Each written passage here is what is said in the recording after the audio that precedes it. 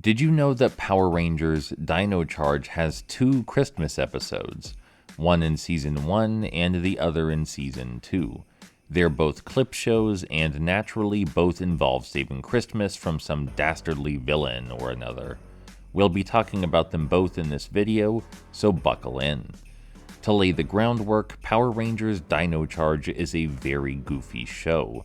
It is Power Rangers after all. But Dino Charge in particular leans hard into the campy, over-the-top cartoony nonsense. The characters are two-dimensional, outwardly childish, overacted, and absolutely joyful to watch. The show knows what it is, and it revels in it. As such, Dino Charge takes Christmas as an excuse to be even more ridiculously schlocky than normal. The first special, Race to Rescue Christmas, sees the real Santa Claus just kinda hanging out in a random gazebo. For some reason, he has a mega computer that keeps track of all your sins and good deeds, which it can recall in full color.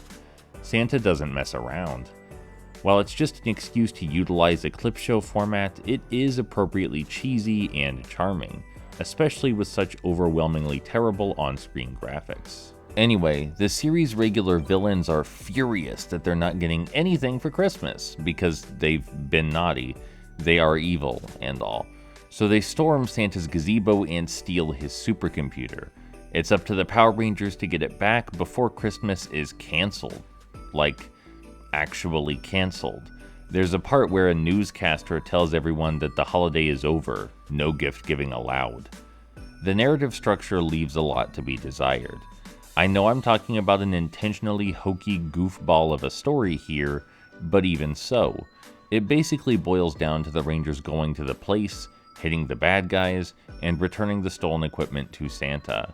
The rest of the runtime is completely out of context clips from previous episodes, and as funny as those clips are in context, they're more hilarious without it. I'm not sure whether that can be counted as a positive. The Rangers do get their big typical battle with the monster of the day, but this poor guy gets absolutely annihilated in record time. The heroes pull out all their strongest moves and shout so many transformation names and catchphrases and just, whoops, now the enemy's exploded. As Power Ranger episodes go, it's funnier than average, but also far lazier than average. Next season's special, Here Comes Heximas, ups the ante in terms of humor and storytelling. Not by a lot, but hey. This time Santa is being terrorized by a guy who looks like every holiday smashed together. He even has a turkey on his back for some reason. This goofster's vile plan is to steal all Santa's coal, imbue it with mind control magic, and send it all over the world, turning innocent people into evil elf helpers. So yeah, like the previous Christmas adventure, the conflict is juvenile, but hey, it's supposed to be. And the plot device which forces us to endure old clips is much more believable this time. You see, in order to free someone from their hypnotized evil elf state, one must remind them of who they truly are. And if reminding them of who they truly are happens to trigger a flashback to pad out runtime, that's even better. This premise at least lends itself to some genuine characterization. It may be bland characterization delivered through some unbelievably hammy acting, but it's more than we got before, and the clips themselves are twice as funny.